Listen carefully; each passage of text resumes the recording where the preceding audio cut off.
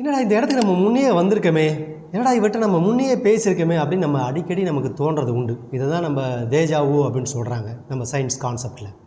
ஆக்சுவலாக என்னென்னா இந்த விஷயங்களும் இந்த நிகழ்வுகளும் ஏற்கனவே நடந்தது போன்ற ஒரு உணர்வு நமக்குள்ளே வருது. ஆனால் அது நிறைய இடங்களில் வருது, நம்ம நிறைய இடங்களில் அதை கண்டுக்கிறதே இல்லை. அந்த மாதிரி தோணுச்சு, அடுத்த செகண்டே நம்ம என்ன பண்ணிடுறோம், இது ஒன்று தோணுது அப்படின்னு சொல்லிட்டு போயிடுறோம்.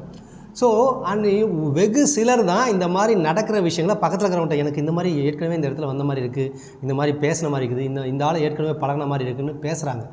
நிறைய பேர் அதை கண்டுக்காமல் போயிடுறாங்க.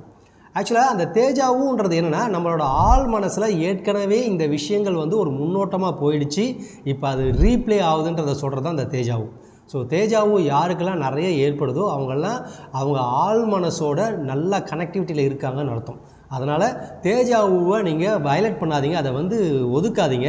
எப்போ தேஜாவு ஏற்பட்டாலும், தேஜாவுனா இந்த இடத்துக்கு நம்ம வந்த மாதிரி இருக்கேன்னு நினச்சா அந்த இடத்த நல்லா ஃபீல் பண்ணுங்கள். இந்த மக்கள்கிட்ட நான் பேசுன மாதிரி இருக்குது, இந்த பர்சன்ட்டை பேசுன மாதிரி இருக்குன்னா அதை நல்லா ஃபீல் பண்ணுங்கள். தேஜாவுவை நீங்கள் நல்லா ஃபீல் பண்ண உங்களுக்கும் உங்கள் சப்கான்ஷியஸ் மைண்டுக்கும் உள்ள கனெக்ஷன்ஸ் இன்னும் அதிகமாகும். இது அதிகமாக நீங்கள் நினச்ச விஷயங்கள் நிறைய லைஃப்பில் பாசிட்டிவாக நடக்கும். உங்களை சுற்றி நிறைய நல்ல விஷயங்கள் நடக்கும். ஸோ தேஜாவும் நல்லது தான், அதை ஊறி உணர்ந்து ஆழ்ந்து அனுபவிங்க. நன்றி, வணக்கம்.